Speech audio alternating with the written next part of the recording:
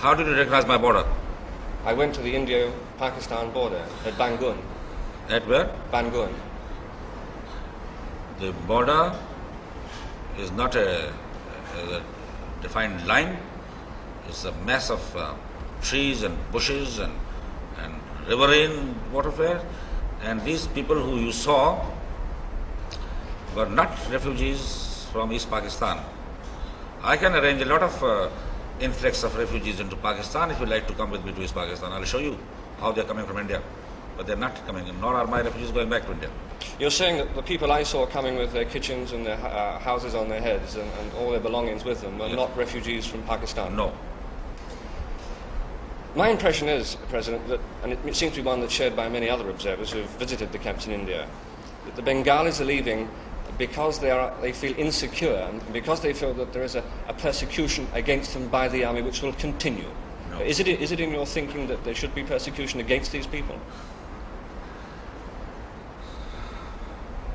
I think any government which would like to persecute their own people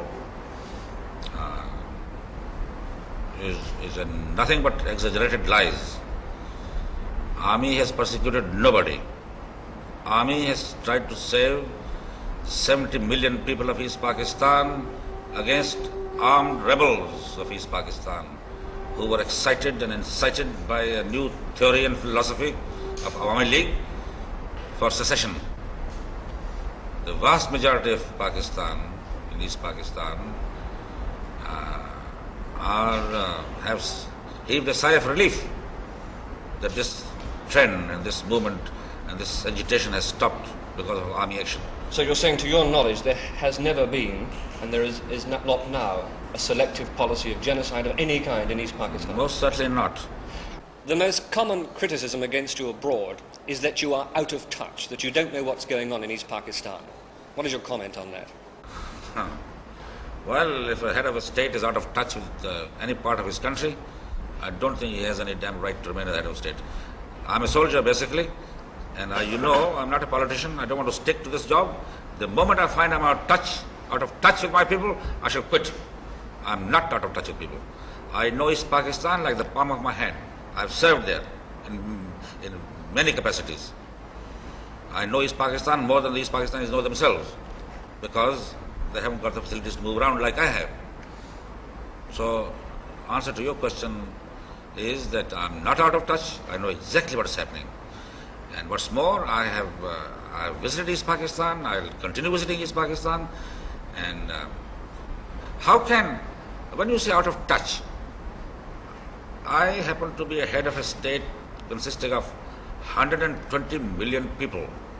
Well, I don't claim that I have gone and talked to every one of those 120 million people. But the personal contact with individuals is not the only means of the head of state knowing what's happening in this country.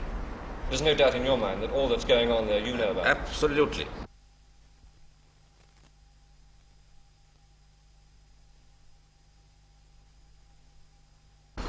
I saw on my own TV 2 nights ago a lot of blood flowing in the streets of Ireland.